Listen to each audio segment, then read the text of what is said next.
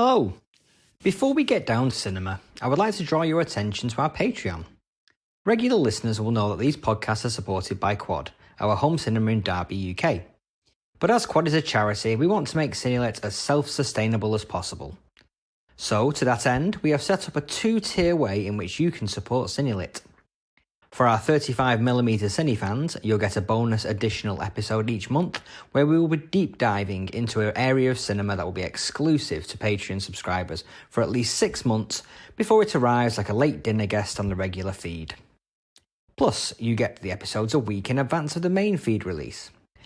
But if you want to support us and don't feel that pressing need to have the additional podcast each month, but still want that warm, satisfying feeling of being part of the Cinelit success story, then you can become an 8mm Cine fan, where you can donate and get our heartfelt thanks.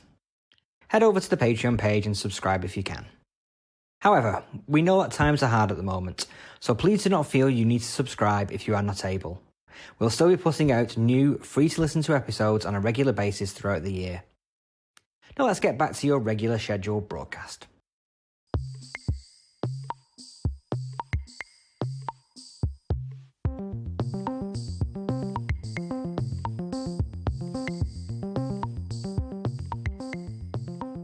Welcome to Cinelit. Today we are donning our spooky masks and tackling the Scream franchise.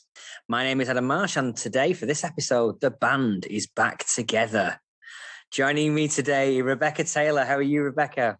I'm okay. Hi, everyone.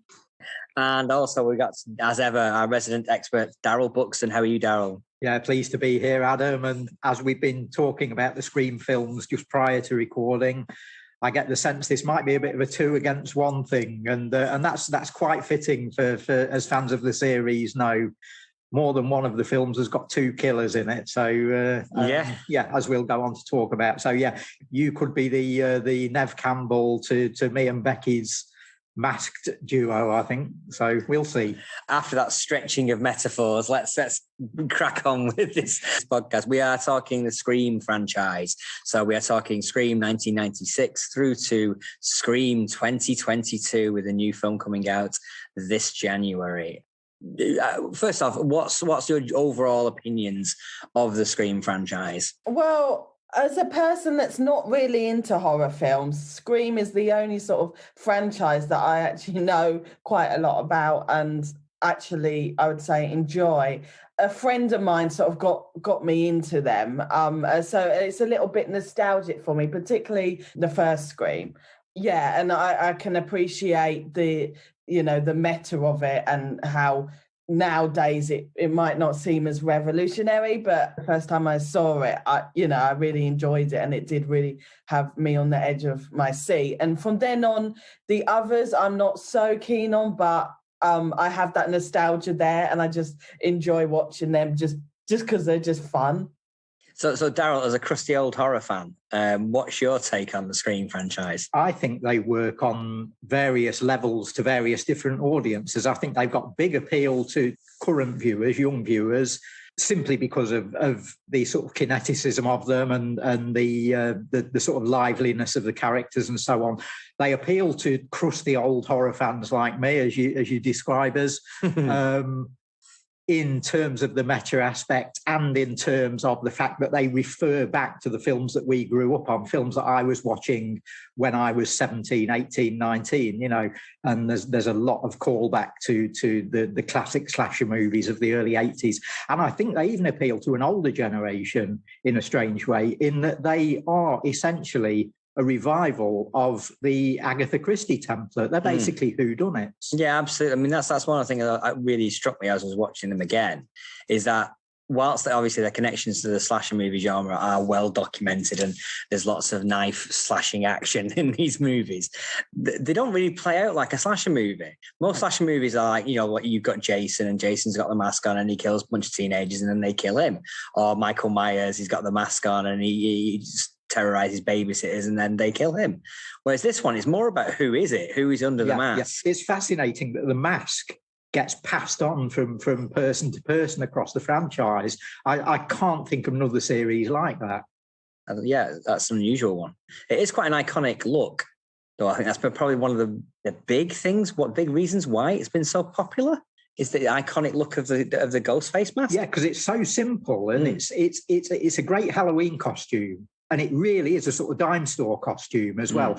It's not the hockey mask. It's not painting William Shatner's face, white to get the Michael Myers look.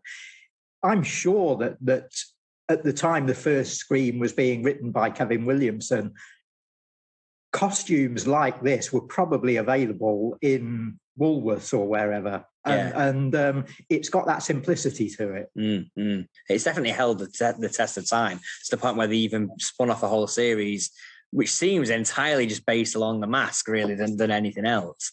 So let's get to the masterpiece of the franchise. I mean, a lot of slasher movies have great opening installments, and then it's the law of diminishing returns. And I think in some ways Scream lives up to that slasher template, where it fires its best shot straight away, and then it's not great afterwards. It's the law of diminishing returns with the sequels. Yeah. Now we're talking here about 4 films, all directed by the same guy, of course, and it's not just Joe Blow either. It's Wes Craven, one of the kings of 70s and 80s horror, and here he is reviving it in the 90s alongside this new writer, Kevin Williamson, who sprung out of nowhere and became one of the major cultural figures of the late 1990s, for about 4 or 5 years.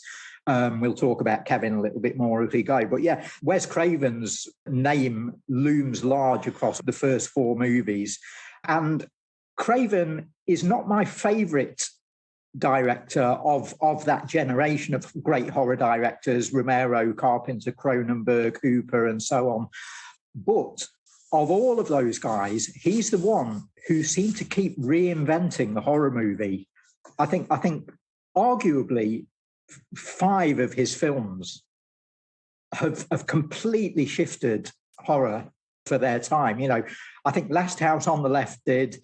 I think The Hills Have Eyes did. Nightmare on Elm Street in a major, major way. Then Wes Craven's New Nightmare, just prior to Scream, which sort of did the meta thing. Absolutely, yeah. And I think made him the perfect director for Scream. And Scream really absolutely revived the slasher movie, which was dead. It was finished.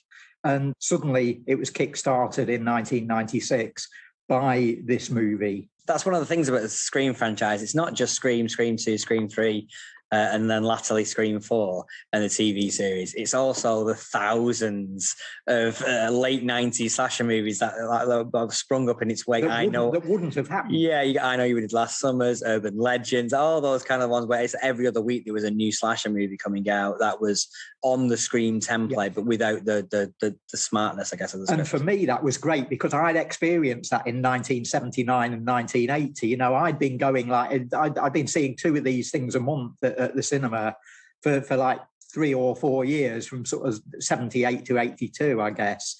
And suddenly that was back again. It was, there's a new slasher movie every week, brilliant. And even though they were all terrible, all the ones in 1980 were terrible. I was about to say, it's copying the genre fully in that respect. So Becky, did you see Scream in the cinema, or was it a home video? No, it was a home video because, I was free when it came out. That's not depressing. It was a friend of mine. She was into all of those type of movies. And I just remember we weren't supposed to watch it. We must have been about 15, and I just remember a sleepover of hers watching like the whole Scream marathon. That's when I started to fall in love with it and kind of got what she loved so much about it. So were you into things like Dawson's Creek and Vampire Diaries and things like that Kevin did? Yeah, so like Dawson's Creek, I remember was on the TV, and I used to watch it occasionally, but I was still quite young when that was really big. So I would say that I probably am the sort of next generation that were introduced to Scream. I didn't see it in the theatre on its theatrical release, so I kind of experienced it afterwards. And I know that my friend's sort of dad was into that sort of thing. So I think he probably passed it on to her. And as a consequence, she sort of got me into it. Yeah, I would say probably I'm the next generation. And it's quite interesting when Darryl was saying about, you know, that they cater for both the older horror movie fans and horror movie fans, you know, now.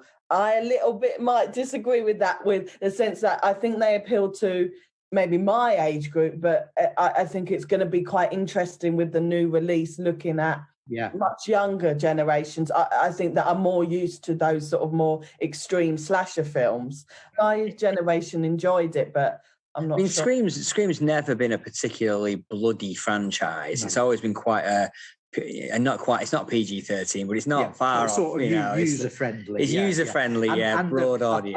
I think it's interesting that both Becky and yourself have brought up this era of sort of early 21st century TV, and Williamson again was sort of immersed in that, because I think a lot of people who were watching those shows, not necessarily horror shows on TVs, but just general sort of teen dramas and things, they're the audience that the Scream films seem aimed at, rather than your traditional horror fan. Well, I mean, I was 19 when Scream was in cinemas, and I obviously went to see it at the time.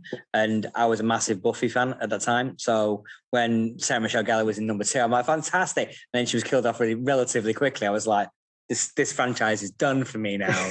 But that's the point of the franchise, though, Adam. They did the Janet Leigh in Psycho thing with Drew Barrymore right at the start of the. Well, that's an interesting one, because when that film was being released, I seem to remember that being advertised, pushed, and on talk shows as Drew Barrymore's next movie. Yeah. And they really pushed that.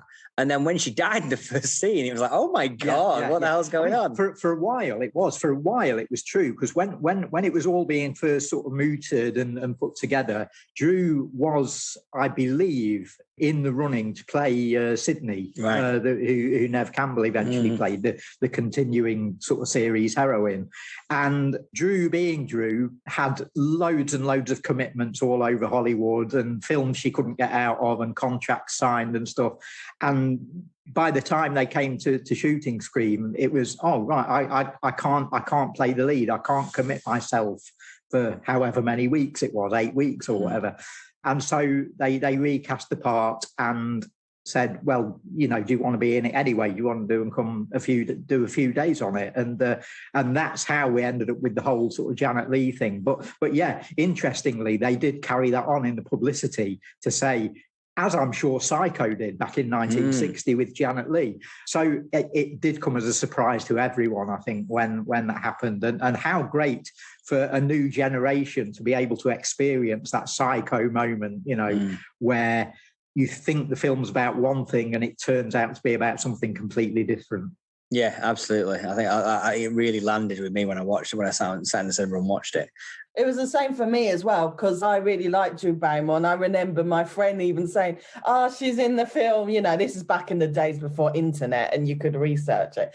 She's like, you'll like this film. And that's one of my favourite things about it, is that the sense of, I was like, I remember my friend just like looking at me, and I'm like looking at her like gobsmacked, like, oh, they've killed her off. Like, I was expected to see her through the whole of the movie. And I thought that was really clever. I really like that. It kind of sets that up as a sort of like potential thing, like no one's safe, but the whole franchise maybe doesn't deliver on that level of threat. I think I don't know any other horror franchise where 3 of the main lead characters have survived all the way to the 5th movie. You've sort of got this continuing core of characters in a film about people being killed off. It's and they do kill off some of the major characters, but it does seem that the central trio are contractually safe. But a little bit of history on Scream before we go on to talk about the content of the films. Kevin Williamson was a young sort of unsigned writer, although he'd got an agent and he was trying to get a foot in Hollywood. And he'd written the script under the title Scary Movie. And his agent read it, and apparently his script was full of sort of intense detail about entrails rolling down people's thighs and things. And his agent said to him, look, Kevin, tone this down a bit. You know, we don't need these detailed descriptions of internal organs sort of spilling out across people's torsos and things. Get rid of all that and make it a little bit more, you know, sort of toned down. And we might be able to pitch this in Hollywood, and it got a bit of interest. And Wes Craven had just done New Nightmare, as we said, so he was almost the perfect guy to take this on. And again, Wes Craven, someone who had gone on record as saying he didn't really like slasher movies all that much. And if you look at his own films, even when they've sort of delved into slasher territory, he always does something else with that. You know, with Hills Have Eyes or with Nightmare on Elm Street, they're more than just ordinary slasher films. There's a lot more going on. So he was the right guy to do this.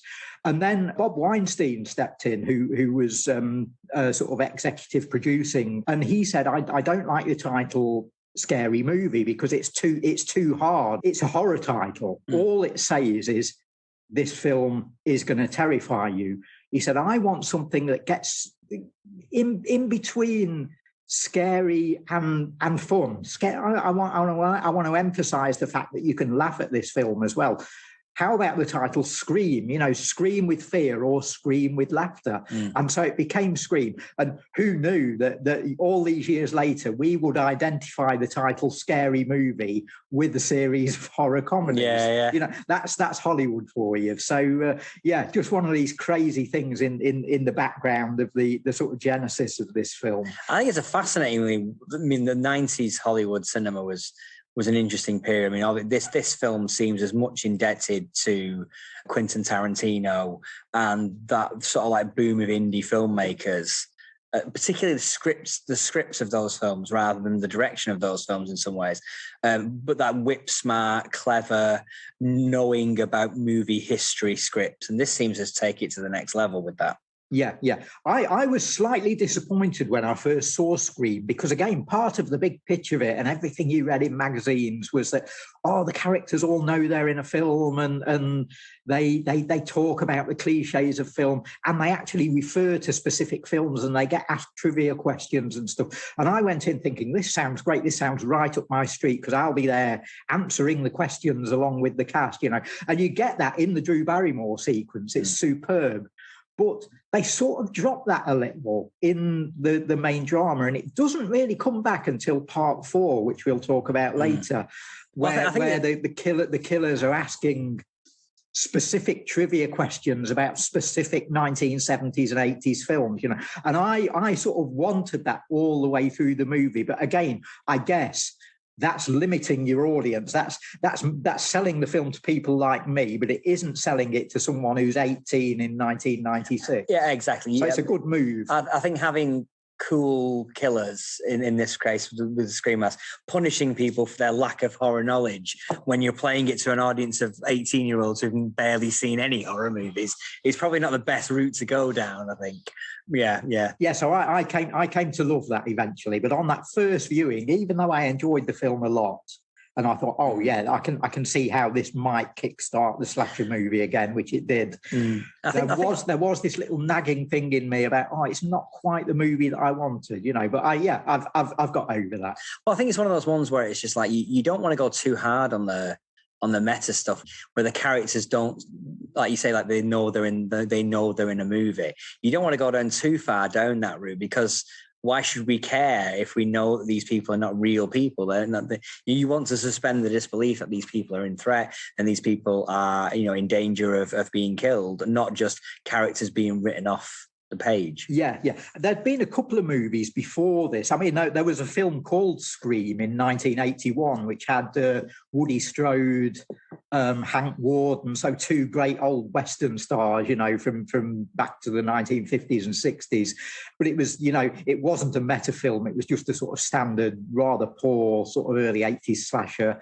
But then after that, there were a couple of movies that sort of predict Scream and sort of precursors to it, really. There's a British one called Hand of Death Part 25, which has got a killer called Jackson in it who wears a hockey mask, and he's like Britain's answer to Jason Voorhees. He spends the entire movie telling us, the viewer, about horror film cliches and describing what he's going to do to his victims, and things like how when he's chasing a girl through the woods, he knows and she knows that she's going to trip over a branch and he's going to come up behind her, And so that's got this sort of Scream level of sort of meta ideas to it. And then, of course, the Belgian film Man Bites Dog in the early 90s, which again had a camera crew following a serial killer as he went about his crimes, and they're actually interviewing him about what he does. But it's funny, I think none of those movies feel real. They feel like they're bordering on comedy in some ways, or the whole documentary elements to those ones doesn't make you feel you're watching real people. And I think Scream, whilst they're obviously not real people, they are Hollywood movie characters. They are real in the world of Hollywood movies. I think where it's successful in that is that it gives the characters jobs and it gives them things to do. We've got a journalist, we've got a cop, we've got film students.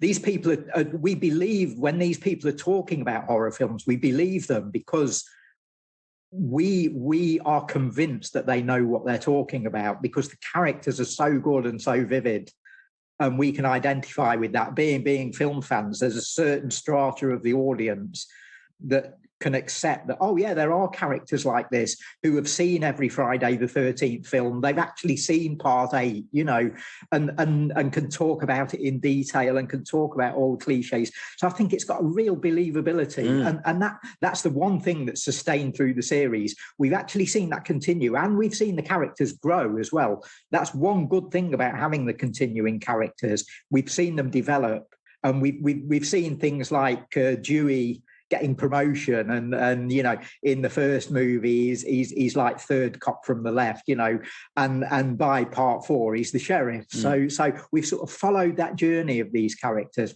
and I think it does make it more believable and more acceptable to an audience. What stood out for you, Becky, on the first film? Was it the characters? Was it the meta-ness? Was it what was it that stood out for you when you first watched that? I think it's the meta. I kind of like that. Like, I particularly like the scene with, is it Stu? When he's talking and they're watching Halloween. Is it Halloween they're watching? And so that kind of that idea of like, I'll be right back. I kind of like that, and the way that they play around with that.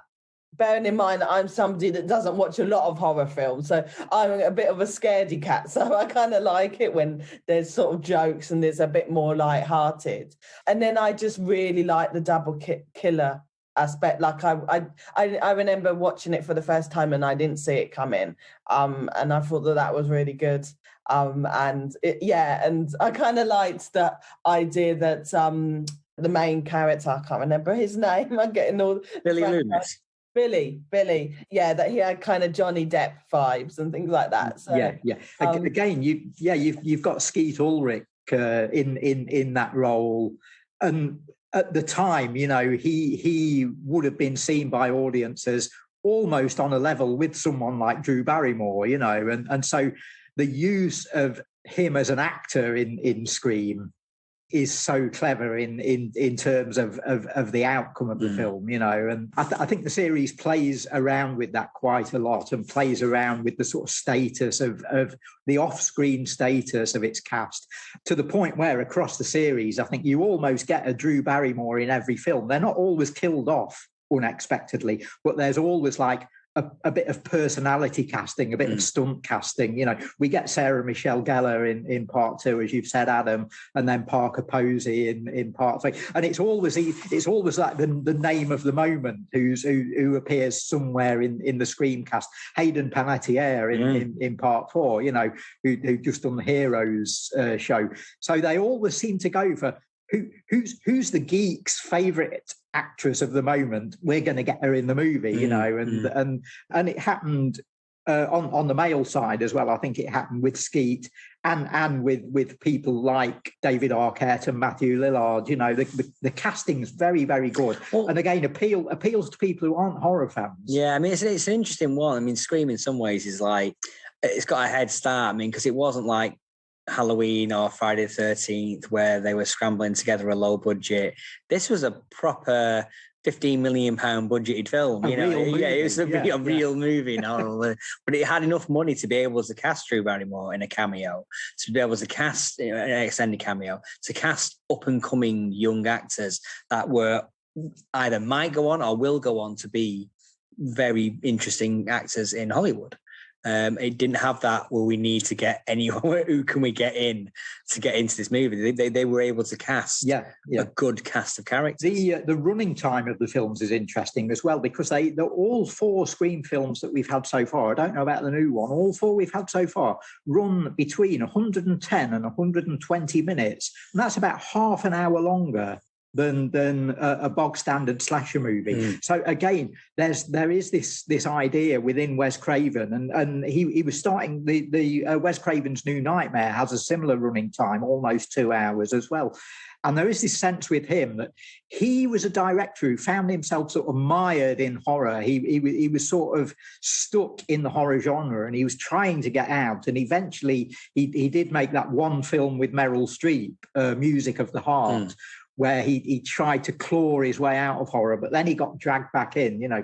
But there is this sense with him where you obviously think that Wes Craven is thinking, well, if I'm stuck in horror, I'm going to try and make these look like real movies, and they're going to have running times of 2 hours. You know, they're going to be proper films. I'm going to make them like proper films. Do you not think that probably like the running time probably leans more towards what we were talking about earlier? Well, these are not really slashers; they are murder mysteries. Yeah, and murder mysteries tend to have longer running times. It's that Agatha Christie. Yeah, you're establishing more characters as options, and I think the casts add to that as well. You know, you're in Scream, you're getting the mid-90s equivalent of the cast of, say, the 70s Murder on the Orient Express, or a lot of those Agatha Christie adaptations that were coming out in the late 70s, early 80s. We're getting big-name casts here. Yeah, I mean, you think about Neve Campbell was on a big TV show just coming out off that. Was it Party of Five?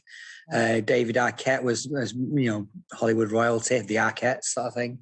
Courtney Cox on Friends, you know what I mean? The biggest show of the 90s, you know. And as we've said, we've got people like Skeet Ulrich, we've got Liev Schreiber, Drew Barrymore, Henry Winkler in a cameo part, you know, and there's always big name cameos in the films as well. And Henry's the first one. He famously didn't take a credit on Scream because he thought that maybe this is his ego sort of coming to the fore a little bit, but he said, I'll be in the film, but I don't want people thinking I'm the star of the film. Let's give the young cast their due, you know. So I'll do it uncredited. I don't think that Henry Winkler in Scream would have meant very much to the target audience. No, but he rather graciously sort of said, "Oh yeah, I'll stand aside and just come in and do a little cameo." But yeah, I think he was sort of bigging himself up a little bit there. But it's nice to see him in it, you know. And of course, we get Wes Craven in there as well. We do, yeah.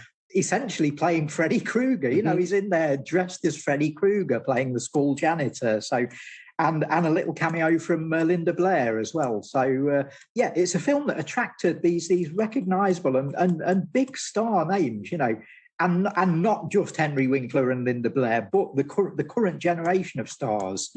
So, yeah, it's very different to what we knew of as a template slasher movie. This was something much, much bigger and much more important. We've talked a lot about the sort of like meta aspects, and that's what people talk about when they talk about Scream. But I think for me, the thing that I found really interesting, and they carry this on all the way through the films, that doesn't often get talked about, is just the kinetic way of the slasher deaths.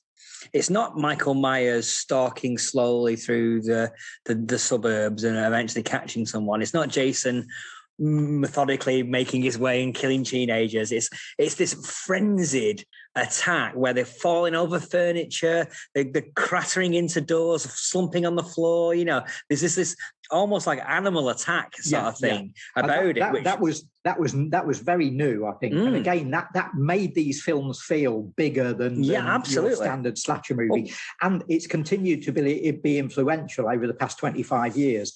I think Halloween Kills came out in October, copies that Scream template in its kill sequences. They're little mini dramas in themselves. Craven himself tried to copy that in a number of his own later films. There's a film that he did called My Soul to Take, which is almost, it sort of falls in between the Scream movies. It's almost aimed at the Scream audience, but it's terrible. It's a good job it wasn't part of the Scream franchise officially, because it would be by far the worst one, you know. Well, it does have a lot of that running up and down the stairs and chasing around landings and things, but it's just done rather half-heartedly. Whereas I think he really puts his all into these sequences when the word Scream is in the title. So what made you think that? Because Wes Craven was not, he did Nightmare on Elm Street. He didn't come back for Nightmare on Elm Street 2. He came back in a scripting capacity for Nightmare on Elm Street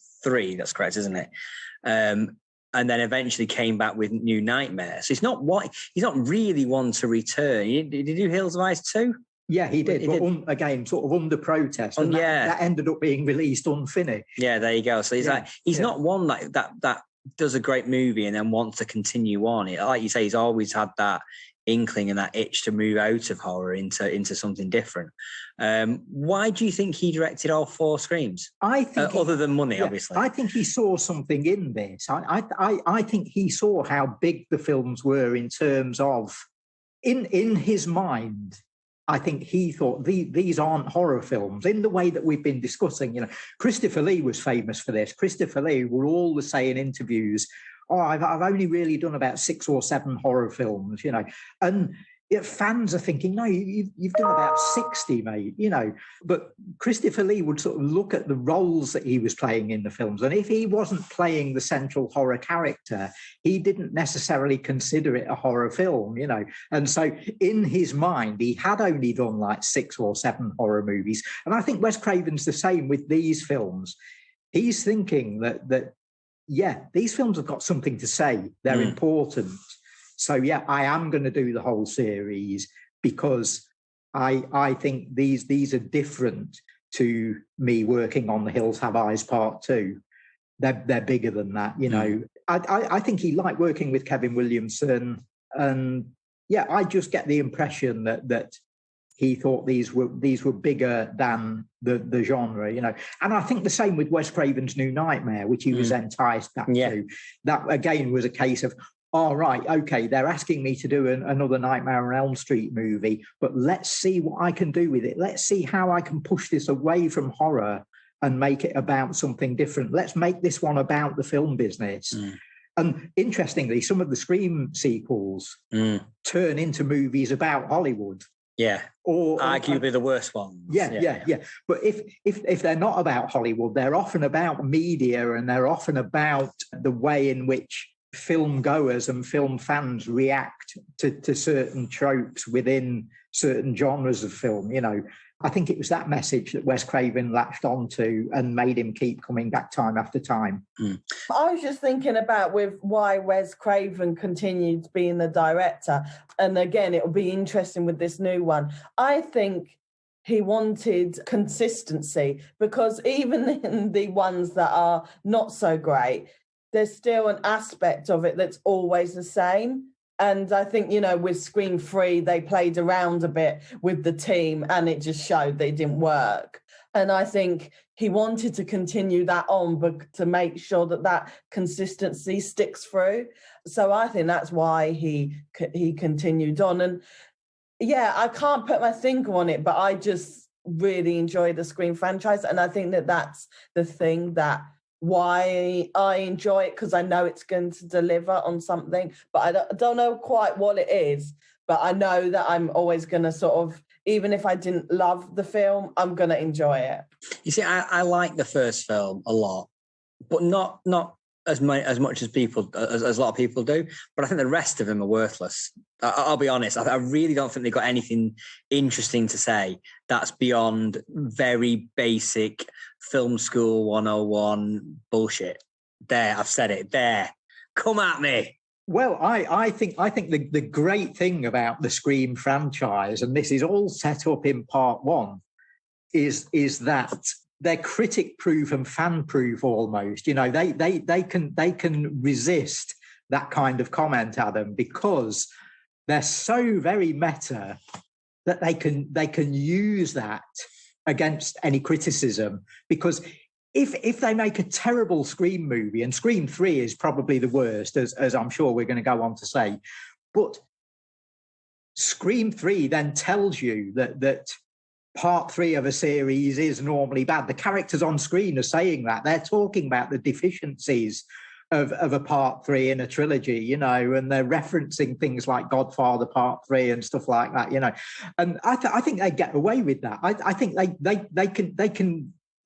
can be bad or they can be substandard, and then they can write that into the story. And I think it's a strength. Yeah, I mean, the one thing they can't really write into thing is that the third film in the franchise usually takes a quarter of the money of the first 2 films. Hence why we have a 10-year delay between 3 and 4.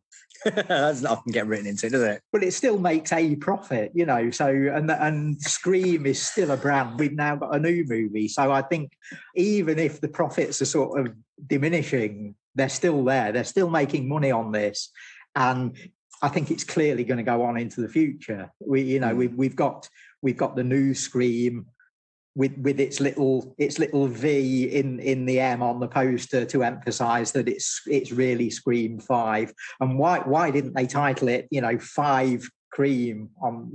They have the S as a 5, but who can say?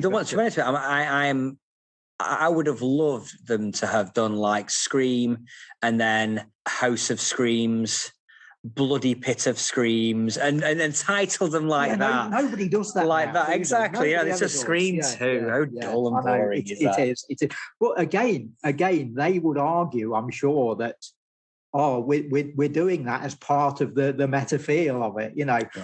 We're calling these films Scream 2 and Scream 3 and so on because that's what slasher movie franchises did. Not all though. No, a lot of them had subtitles.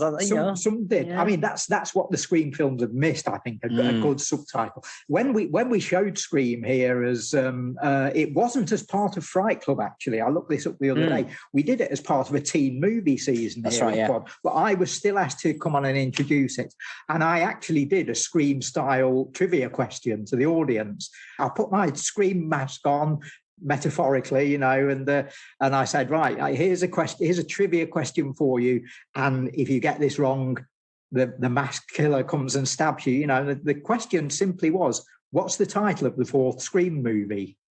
And everyone said Scream 4, and I said, you're all dead.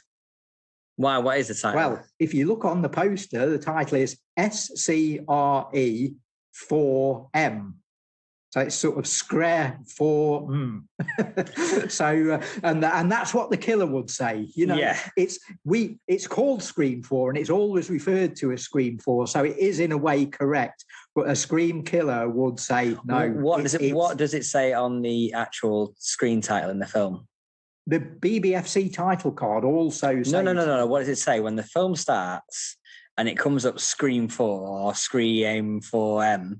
What does it say on the actual film? Because that's the title. I can't remember. I think it has the 4 in. Okay. As far as I know. I think we're getting bogged down in the nitpicking. Well, listen, we're in sort of Scream killer trivia territory here, and I think that's a different world to reality. That's the great thing about the killers in Scream is they are pedantic. Yeah. Oh God, yes. As well as being skilled at murder, they are absolute pedants. Well, we don't get that in the second and third movies, do we? Don't get that I think it's only in the first and the fourth one. So why do you think they didn't continue that in the second and third one? Because the second one, the killers, I don't know. I mean, what are your thoughts on Scream 2 initially? I think my thoughts are it's still efficiently done.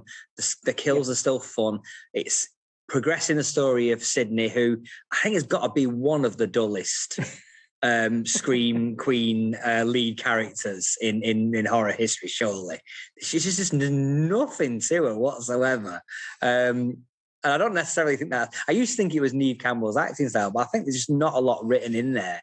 I think you're supposed to project onto her strength or weakness or whatever whenever you're watching it.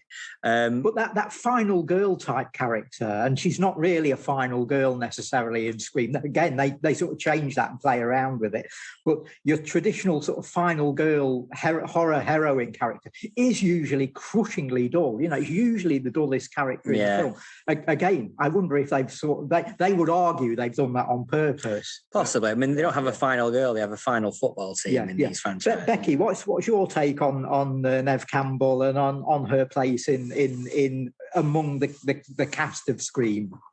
Yeah, she is incredibly dull, but because I haven't watched as many horror films as you guys, so I thought that was just sort of the recipe. She's supposed to be a bit too like goody two shoes.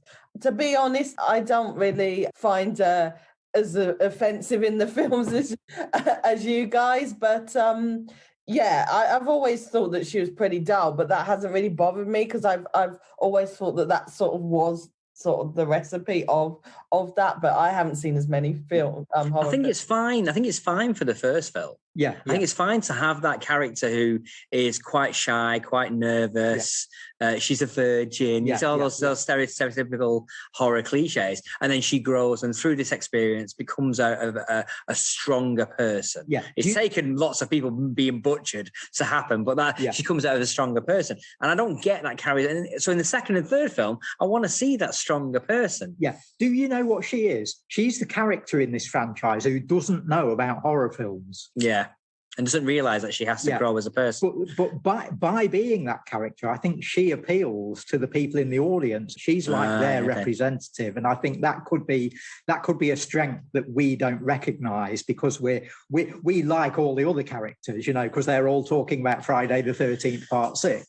I liked Scream 2. I liked the fact that we had an interesting dynamic between Dewey and Gail Weathers. I thought that was quite an interesting one, which then they just repeat in number 3. Yeah, they kind of reboot it and go into number 3 in the same situations they are in number 2. Yeah.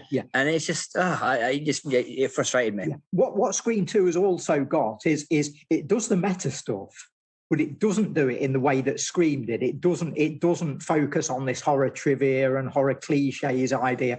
There's a little bit of talk about, you know, the rules of a horror sequel and things like that. But that's sort of confined to one scene in the film studies classroom, which is a great scene, you know. And there's all this talk about, can sequels be superior to the original and what makes a good sequel? But the very start of the film references the 1980 slasher movie He Knows You're Alone, which started off with deaths among an audience watching a slasher movie, and they repeat that here in Scream 2. So they're sort of doing that meta thing, but doing it in a different way to the trivia idea of Part 1. They're sort of shifting that a little bit. That stuff wasn't necessarily the appeal of the first Scream, that people did like the characters and they liked the character sort of interactions. And so there's more in the second half of Scream 2, there's much more of a focus on that, I think. So what do we think to the villains in number 2? We get Mickey, the serial killer, an official serial killer, apparently, according to the film. One of 92, something like operating in the US at any one time. Yeah. And we get Billy's mum as the killer, I guess, in a flip reverse of Friday the 13th. I like Billy's mum. I think that was quite not an obvious one. I didn't like, is it Mickey? I didn't like Mickey so much. It was kind of, I was a bit disappointed when it was revealed it was him. Yeah. It was a bit of a low rent Billy, isn't he, in this one? Yeah. I mean, it just. I think the whodunits have diminished from the first one. I think the first one had a couple of great reveals, and then, I mean, the dual killers in the first one was good. This one, half of this one, I think the Mrs. Loomis reveal comes out of nowhere, really. You know. Yeah. And it feels it's great, Because who doesn't like a sort of psycho biddy type character? You know, these sort of older ladies turning out to be psychos is always great in horror movies. You know, but it does come absolutely out of left field. But once she's been revealed, she's fantastic because she's already been a bitchy character anyway in her other guys in the film. And then suddenly she can go all out and get all stabby, you know. It is a hard turn, though, isn't it? Yeah, I mean, she goes from being like a bitchy, sort of like rooted in the real world reporter to being cuckoo crazy psycho mom. Again, the producers and makers of Scream 2 would say, "Oh, we're not the first people to do that. We're referencing horror's past, you know." And fair enough, you know. Excuses, I accept that. They obviously reference quite heavily about going from Scream 1 to Scream 2 with the sense of that horror films can horror films make killers, and sort of that whole they do have that. Yeah, that sort of aspect of, you know, obviously, I don't know, was it the first one or the second one, you know, more referencing more like the Oliver Stone case with natural born killers and things like that. And I think it weighs quite heavily on all that of, you know, the idea that these crazy people just then become killers. I think that was a little bit what they were trying to get at with the and that was current at the time. That was an idea that had been revived in the mid-90s because of natural born killers, I guess, you know. And it was and there'd been the Jamie Bulger case over here, which was linked to Child's Play 3. Yeah. So it had currency in the media. And I can see Wes Craven sort of going along with that to some extent in a way that a David Cronenberg or a George Romero wouldn't have done. They'd have protested about that. They'd have said, I don't believe that film creates murder, you know. And you can sort of see Wes Craven being a person who sort of saw himself as stepping away from horror a little bit, wanting to maybe try and defend that idea a little. I mean, people always say like films can change lives. So why can't they change serial killer lives? I guess would be Wes Craven's argument. I guess. Yeah. But going back to the mother angle, obviously the mothers run. The theme of motherhood runs quite strongly through all three of these films. You know, we have Sidney Prescott's mum, Maureen Prescott. Yeah. In the first film, it's her pre-starting film credit death that has kickstarts this whole franchise, isn't it, really? Yeah. And the second one, we've got Billy Loomis's mother, and the third one we have the youthful indiscretions / trauma of Maureen Prescott's life as a Hollywood starlet sort of thing that informs the killer in that one as well. So it's got a real strong sense of motherhood. Yeah, I'm not sure whether they knew that when they were doing it. I think it just maybe got to the third one and went, oh yeah, mothers. That's quite a good strong link. But Maureen becomes a character who's barely in the films and yet hovers over those first three like a colossus. You know, the series sort of becomes about her by the end of part 3, and yet in terms of screen time, there's next to nothing, you know. I think one of the big problems with me, because they kill off Randy in the second one, who is a likable character that we like, and he's the film geek. He's ours, isn't he? He's ours to an extent. Yeah. So they've killed off Randy. So by the time we get to the third one, they're not killing off any of the Holy Trinity, are they? They're not killing off Courtney Cox, David Arquette, or Neve.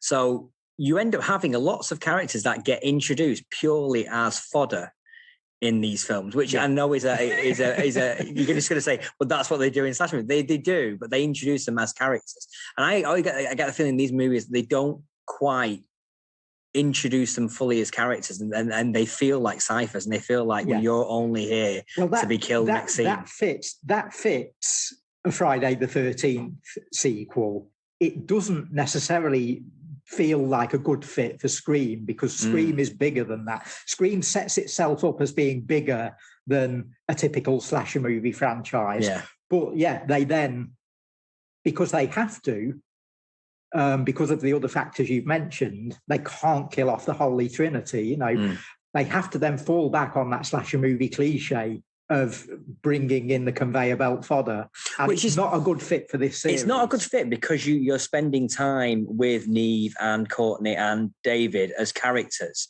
You are spending time with those characters, so you don't have enough time to fully develop Sarah Michelle Gellar's character or fully develop the cast and crew of Stab 3 in the third film. You don't have enough time with those characters to truly enjoy spending time with them and love them, and then feel horrible when they die. Yeah, or suspicious when they turn up in situations. But let's move on to number 3, because it's got a cast, number 3.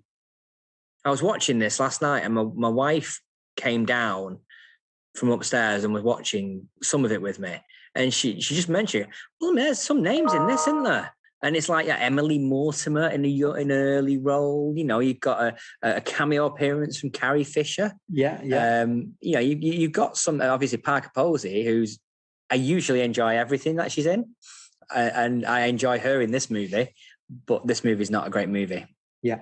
And in Cine Lit and quad terms, I think we also need to mention Cine Lit's ultimate hero, Roger Corman, is in the film. He is, yes. And a guy you've worked with, Adam, Jason Mewes, is it? Jason Mewes and Silent Bob, yeah. Half of Jay and Silent Bob, who turn up in it, bizarrely. Yeah, that's such a weird cameo. It kind of fits, but it kind of throws you out of the world, because the cameo of Jay and Silent Bob are not real life characters at this point. You know, they're Jay and Silent Bob in silly, broad comedy kind of world.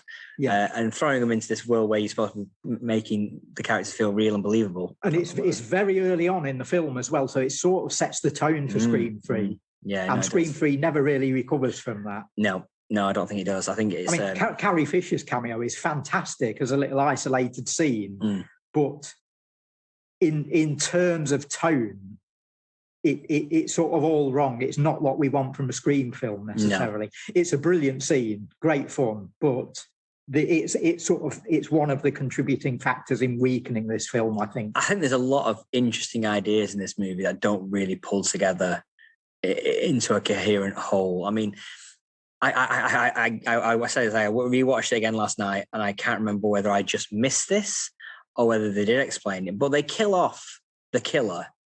They show him, they check his pulse, he's dead. Do they explain how he comes back from the dead?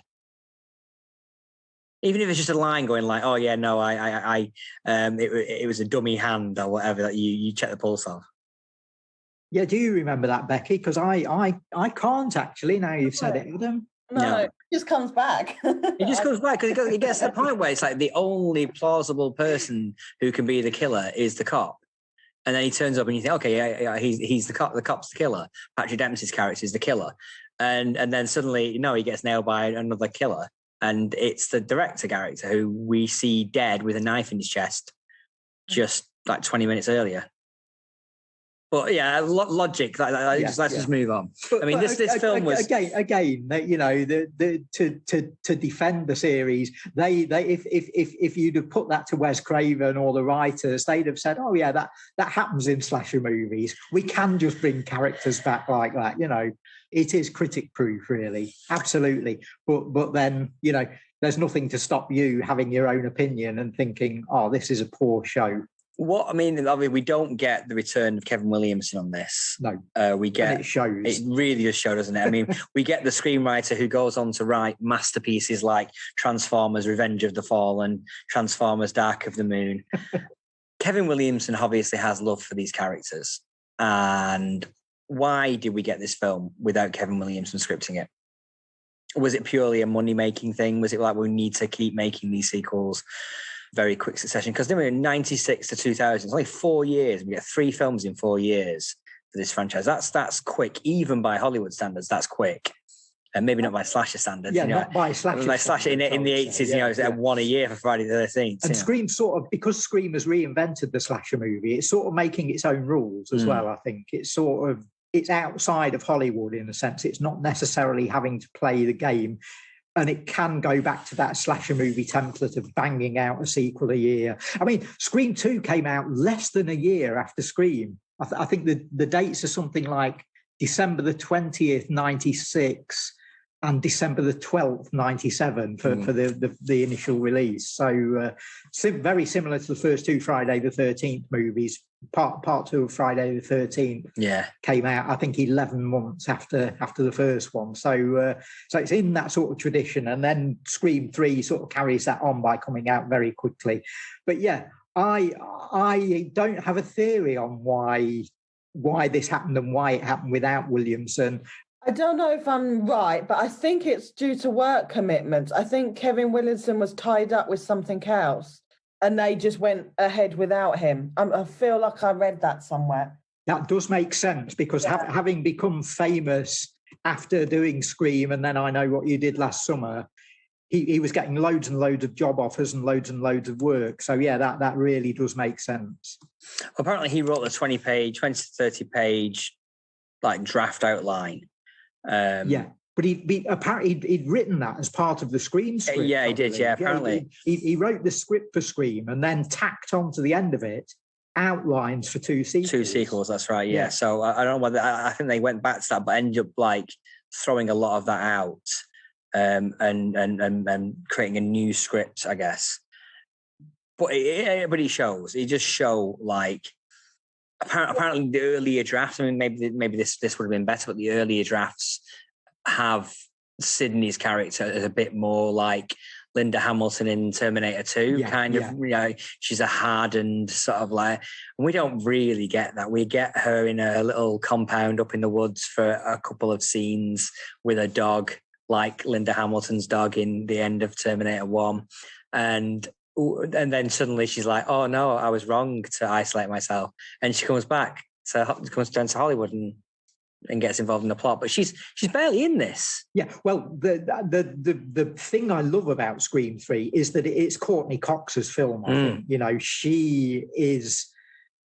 Sydney's still the central character, and again, doesn't necessarily need to be in it, to be on screen, to be the central focus of the film. But in terms of screen time and in terms of activity and in terms of characterization, it's Gail Weathers' film, I think. I think the scenes with her and Parker Posey are fantastic. Oh, they're wonderful. They feel like they're in a different movie. Yeah. And again, they're meta in a sort of a slightly removed sense from the way the first two films are meta. You know, they're meta on a different subject, on a different topic. We're into the realm here of talking about film adaptations of real life events because the whole plot is centered around the fact that the events of the Scream films are now, if you treat those as reality in the world of the films, they're now being filmed as fictional movies, you know, or sort of docudrama movies. I think with this film, it also it sets up the rules, right, and then just throws them out the window when it doesn't suit. Whereas the first two films don't really do that. They set up the rules and they follow the rules. In this one, they sort of like set up the rule that the killer's killing the characters in the screenplay in order of their deaths in the Stab 3 screenplay. And then literally almost after they have that scene where they realise that, they kill off the security guy. And it's like, oh yeah, we don't care about that anymore. We're going to kill Patrick Warburton instead. Let's move on. And obviously it must have gone through so many like Scream rewrites and redos and just hacking around with it because it feels like it's a bit of a mess from the screenwriting point of view. You have scenes that feel like they're in a different movie. You have like plot points that don't marry up. Well, as you said, that even plays through right to the end and the reveal of the killer, which is just a mess and just it's unacceptable. The audience doesn't buy it, do they? You know. No, and they don't buy it. I mean, the approval ratings on Rotten Tomatoes, which are a law to go by now, but the general consensus is that the third one really just like jumps the shark. In many ways. What I like about Scream 3 though is the way it sort of refers to Hollywood, and it brings in old Hollywood as well, because this new hotshot director is living in a classic Hollywood mansion, you know. I think it's interesting though, because like films about Hollywood, they keep making films about Hollywood. Hollywood loves making films about themselves. Yeah.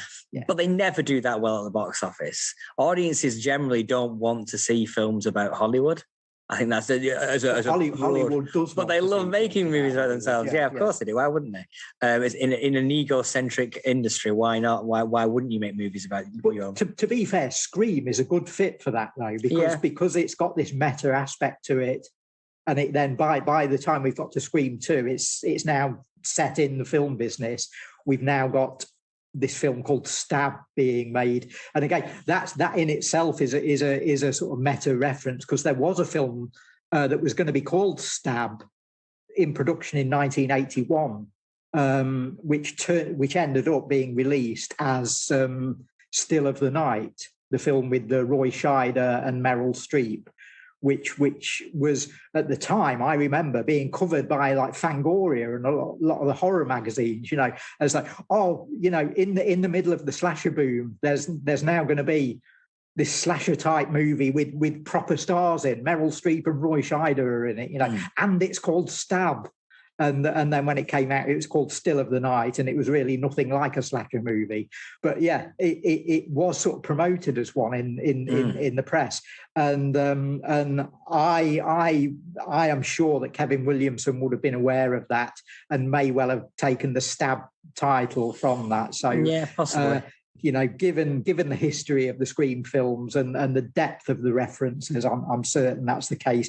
And of course, oddly, then Wes Craven goes on to work with Meryl Streep all those years later. So there's a weird connection. But yeah, Scream had immersed itself within the world of Hollywood as early as Scream 2, if not before.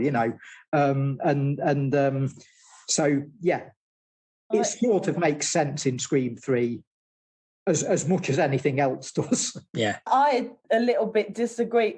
It doesn't show Hollywood in the nicest light, It now, with a more modern look on it, it kind of shows a more exploitive side. Oh, no, absolutely, yeah. But they love doing that as well. They love it's not just the glorification of Hollywood, it's the sleaze of Hollywood. They like putting anything to do with Hollywood. They love putting Hollywood on screen. It doesn't matter if it's in a negative light, bizarrely. Yeah, because that's always done almost as though this is about those other guys.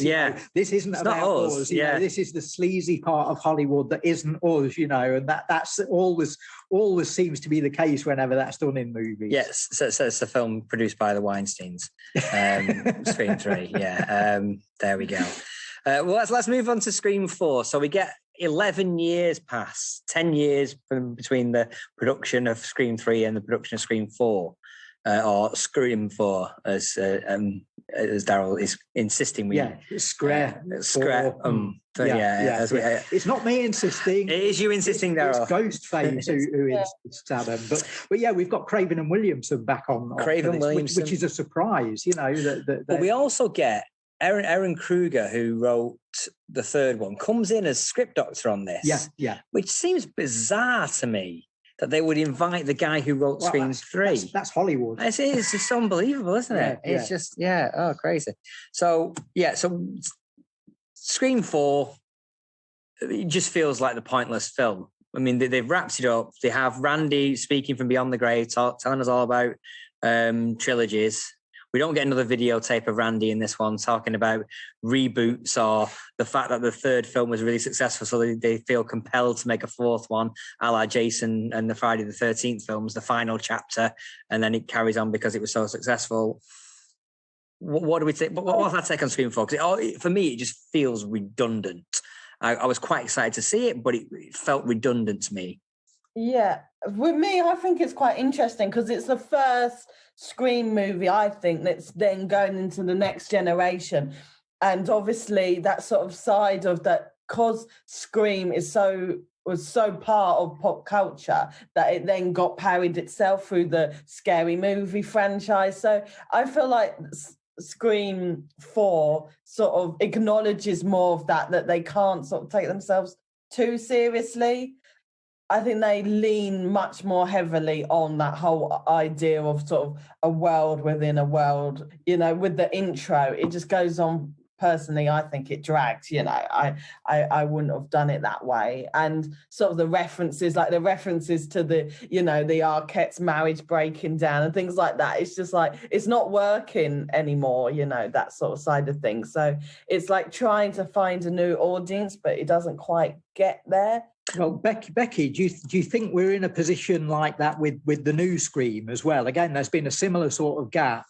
And as Adam mentioned earlier, that's coming into a marketplace where a young audience don't necessarily know what Scream films are. So is the new film going to face similar sort of challenges to what Scream 4 did?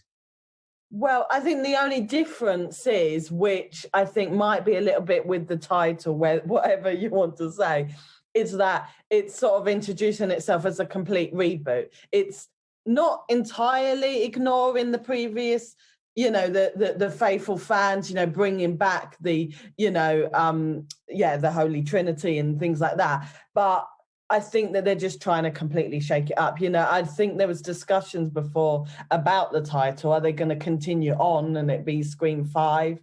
But I think them just sort of rebooting it as Scream, I think that was always going to be the way. I think they're trying with this new one to introduce it to a new audience, and unfortunately due to, Wes Craven's passing, I think that, I can't remember their names, but the new directors on board and things, I think they're trying to sort of find a new audience and sort of, reboot the franchise as such.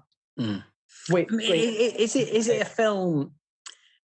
As much as we are talking about the Scream franchise, but is it a film, the initial Scream and potentially a reboot, that warrants a franchise element to it? Because it feels like a lot of the meta stuff gets burnt through in the first film, and it's just repeating itself in many ways. I think the way they get around that, and the way they try to get around it, is to do the thing where the first movie is about horror films in general. The second is specifically referencing direct sequels, part twos. The third movie references trilogies. And then the fourth is back into this thing where we're talking about Stab Part 7 and the whole legacy of the Stab series and how that connects with the real life history of Woodsboro, the town where the films are set. And so, I think they do develop that, or at least try to develop it, by each film is about a new stage in the process, rather than just repeating what's gone before. And I think they just about get away with that. It doesn't feel as tight as it could be. I guess. Again, I think we're back to this thing where the filmmakers would say, "Well, it's not supposed to be." It's part 4, for God's sake. Of course, it isn't. But when you watch, they can always sort of get around that. I guess. I mean, when you watch like the Saw films, for instance, which were very popular during this period, of Scream 4 coming out, and again, they're banging out one a year, one a year. So in that respect, it is a similar comparison. They are obsessed with the way that these movies are linked together. Absolutely. Oh, yeah, they sort of intertwine. They're like a lattice, aren't they? Exactly, yeah. Some of them, you get to part 6 or something, and this suddenly halfway through you think, well, this scene's happening at the same time as a scene in part 2. Whereas this one doesn't. I mean, the Scream franchise doesn't seem to be that bothered about its own history in some ways, because it's more concerned with the history of horror films and franchise films and sequel films in general. I think it takes a broader view, and I think that broader view broadens out itself as the series goes on to lesser effect. The one thing I would say about Scream 4 is it's better than Scream 3. I don't think there's any doubt there. I went into it thinking, there's so many years between Scream 3 and this new one. It's going to be terrible. Why are they doing it? Why is Wes Craven doing this? Why does Kevin Williamson need to do this? And then I sat down and I watched that opening sort of false start where the rug was pulled out from underneath the audience several times over. And for me, my personal taste is that if a scene like that is done well, I love it. And I thought the opening of this film really, really got to me. And I thought, this film is actually going to surprise me. And it went on to do so. One point I would make about the looking through the cast list here is, again, we've talked about people either being big fans of the Scream franchise or people who hate it, as you have sort of professed to. I'm not so much hating. It's probably very wrong, but here's a point from the cast list. You know, your reaction to the fact that they've got a character in this film called Anthony Perkins will tell you a lot about you as a viewer and where you stand on the Scream franchise. I love that personally. I think how arch can you possibly get, you know, to dare to do that? Yeah. But I think that this one really does. It tries to replicate the first film in many ways, where it's casting, like it's got obviously the Holy Trinity are back again, but you've got Emma Roberts, obviously Meta. And it's Emma Roberts, just herself is Meta, being the daughter of Eric Roberts and the niece of Julia Roberts. You know, she is Meta straight away. You know, just sticking her in the movies, Meta. Then you've got obviously Hayden Panettiere, who's on Heroes. Huge at the time. She was huge at the time, and she was good in this movie, from what I remember. She is, yeah. Well, she's great. She's got real appeal to the geeky horror fans because she plays a geeky horror fan. Yeah. She knows what Bob Clark's Black Christmas is. She's got Don't Look Now and Suspiria in her DVD collection. You know, we love her. Yeah, and you get like the young up and coming actors and actresses in this movie that go on to become much bigger players in the industry. Alison Brie's in it. Anna Paquin makes a cameo. Obviously, she was big at the time anyway. Kirsten Bell is in it as a cameo as well. So you get these people in it who are the next generation in some ways. Yeah, but perhaps the weakness, as we've been saying all along, is you've got this central trinity that for me can't die. Well, it felt like they were. It felt like they were teasing up Sydney to be the killer, and they don't deliver on that at the end. And it's like it just feels really sort of like, oh, okay, that would have made her interesting. And we can't have that, can we? No, absolutely not. It felt like it set up some interesting elements and then failed to deliver. And then you left. I left the movie unsatisfied at the end. It had enough in it for me because it brought back the trivia aspect from the first 20 minutes of part one. And I was sort of grooving on that. And when Hayden Panettiere actually beats the killer at one point, simply by reeling off about 20 slasher movie titles and then saying, well, it must be in there, the answer's in there somewhere, you know. And I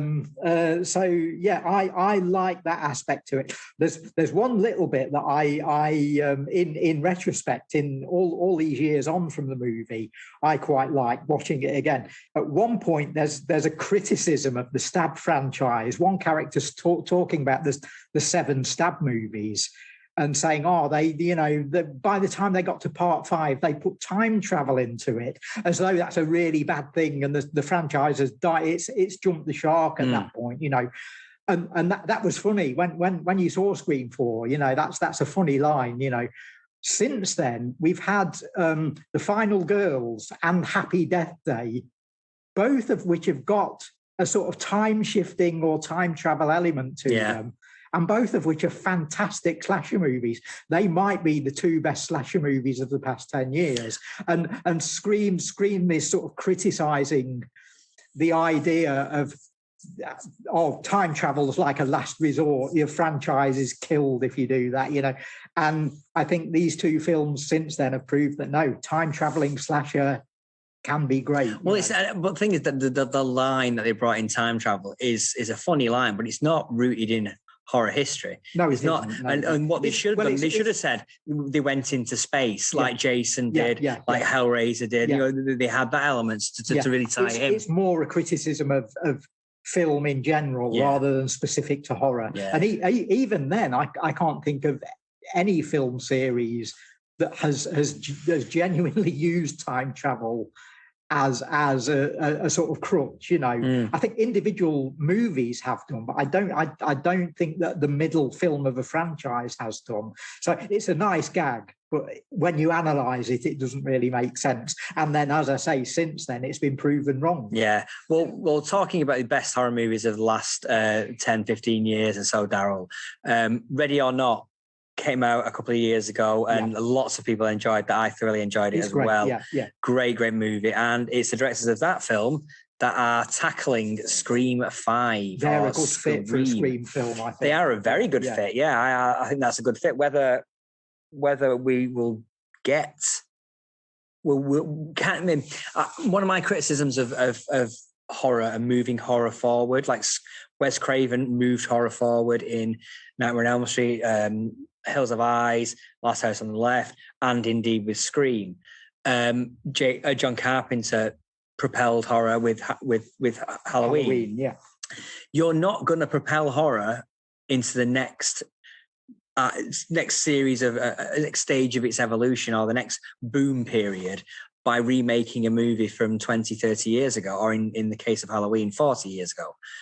And no matter how good it is, you're not going to reboot. But that's where commercial, theatrically released horror is at the moment. Yeah, you know, the interesting boundary pushing, envelope pushing stuff is happening elsewhere. It's happening in underground horror, or it's happening on horror that's aimed at streaming services. I think stuff that's coming out theatrically is tentpole stuff. It's designed to make money. Let's reboot Halloween. Let's reboot Scream. But I mean, Halloween was designed to make money. Yeah. You know, Nightmare on Elm Street was designed to make money. These films there's no reason why you can't do both. But the filmmakers behind those movies had a different agenda. John Carpenter's never been in anything to make money.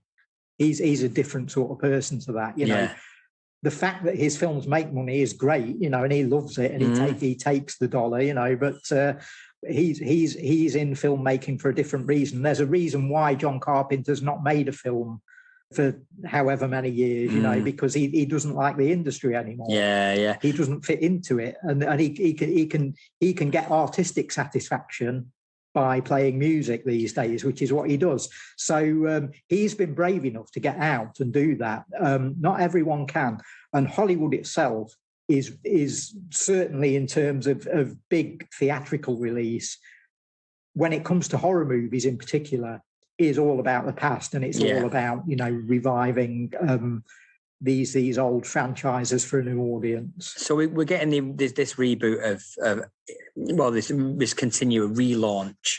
I guess they're billing it as a relaunch of the franchise Scream, with great caliber directors. They've proven themselves on Ready or Not.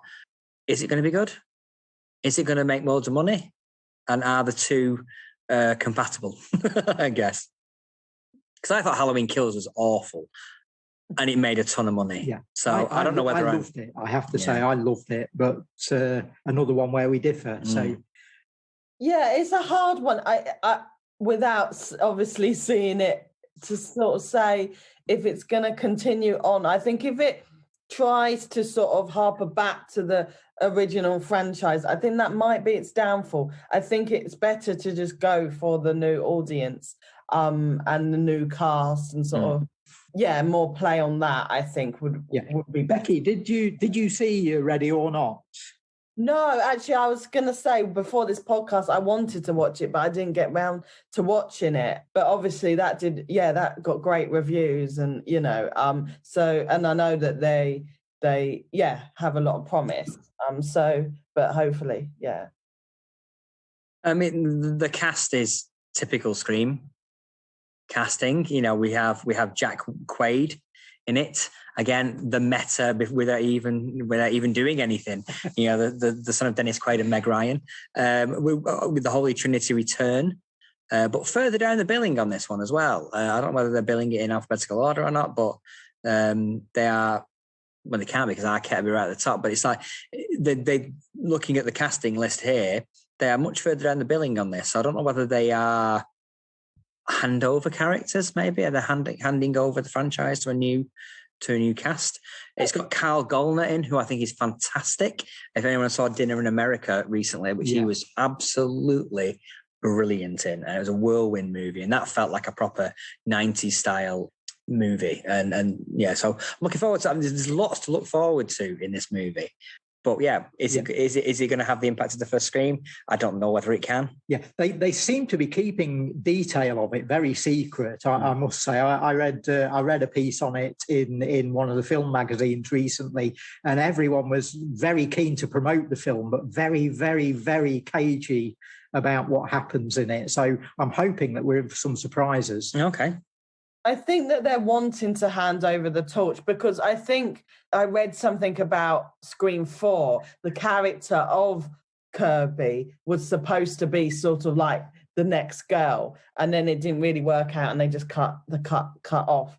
So I do think that they are probably in it to sort of hand it over. I think they're hoping to hand it over. But then there's things like, there's going to be references to Randy, with his sister is in the film, and it's just like, yeah. So I think they're going to reference it a lot, which then started to make me worried if they're going to rely too much on the audience seeing previous Screams, because I think it would be better if they just sort of, have it as a legacy, but also sort of have a complete fresh take on it. And we do get the voice of Ghostface returning as well, Roger Jackson, who doesn't get enough credit, I think, because he's just the voice that echoes through those films. And again, he's sort of the core of the series, really, and the fact that he's still on board when even Wes Craven isn't. Wes has gone now, and Roger's sort of carrying that torch, and.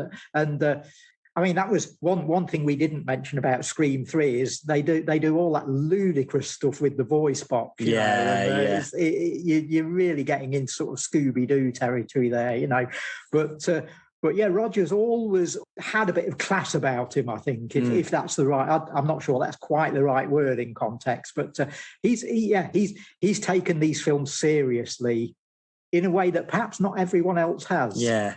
I mean, his voice is great. It's got that sort of like obviously scary voice kind of thing, but it's also got that playful, fun. He can give a performance. He can, absolutely, yeah. Cool. Okay, well let's wrap it up there. We've covered the whole franchises. Becky, as the only person who has seen any of the Scream TV show, do you want to give a few words on what the TV show was all about?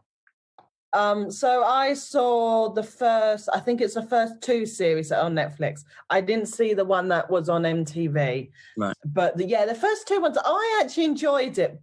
Again, similar to the films in the sense of if you don't sort of rely too much on it referencing the original Scream. Because basically all what they do is take the idea of Ghostface, and it's not even set in Woodsboro. I think, it's just the idea of sort of like a serial killer within the community. So if you just don't think too much and about Scream, the film franchise, and you look at it as a separate thing, I enjoyed it. Again, sort of, I didn't think about it, but when you both said at the beginning that sort of whodunit aspect, it's a nice watch.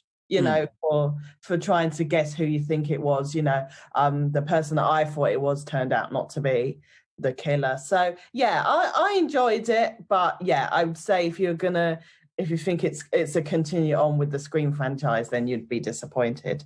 No, it's a cash-in spin-off, again, adhering to the Scream metaverse, I guess. Yeah, I think to wrap up today, we've got to ask one question around the table. What's your favourite scary movie?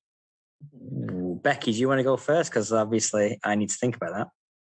Night of the Living Dead. That's my favourite. Yeah. Night of the Living Dead. Yeah, that is a great movie. I think I'm in similar territory, really. I think Evil Dead 2 takes some beating in my world. Although the first Nightmare on Elm Street, the more I watch that movie, the more I get from it every single time, and the structure of it, the way that the scenes are edited together, it's clever beyond it. It's not just clever because of its premise, it's clever beyond that. We even get a little bit of a Nightmare on Elm Street homage in Scream 3, don't we, with Sidney falling asleep and having a horror dream sequence there, which is kind of unusual in that franchise.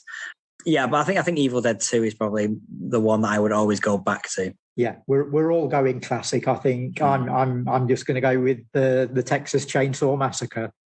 There you go. Say no more. Say no more. Also, what order would you put the Scream franchise? I think I'd put number 1, number 2, number 4, then number 3. I think that's fairly standard. Yeah, approach to it. I'd exchange. I really like Scream 4, so I think I'd go 1, 4, 2, 3. But yeah, not a lot. You're just being country now, Daryl. Well, that's me. That's me. But yeah, I think we're between the three of us, we're pretty much on board with that. Yeah. Cool, lovely. Thank you very much for joining us today. We'll be back in another couple of weeks. Do check out our Facebook page, and if you feel so inclined, subscribe to our Patreon to get a bonus episode each month. Take care, and we'll see you in 2 weeks' time.